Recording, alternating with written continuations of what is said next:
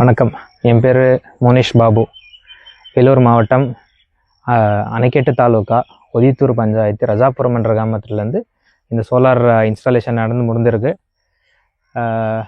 நான் கேடெக்கை பார்த்தது இந்த ஃபேஸ்புக்கோட ரீல்ஸில் நான் ரொம்ப நாளாக வேறு சர்ச் பண்ணிட்டு இருந்தேன்.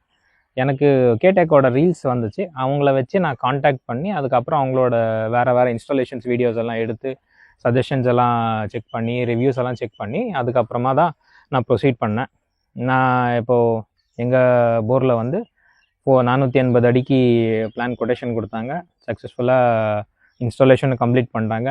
இன்ஸ்டாலேஷனில் யூஸ் பண்ண மெட்டீரியல்ஸ் ஆகட்டும், இவங்க ஒர்க் பண்ணி இவங்களோட கம்யூனிகேஷன் ஆகட்டும், என்னென்ன இருக்குதோ எல்லாம் டீட்டெயிலாக எக்ஸ்பிளைன் பண்ணி பண்ணதில் நான் ரொம்ப சாட்டிஸ்ஃபைட்.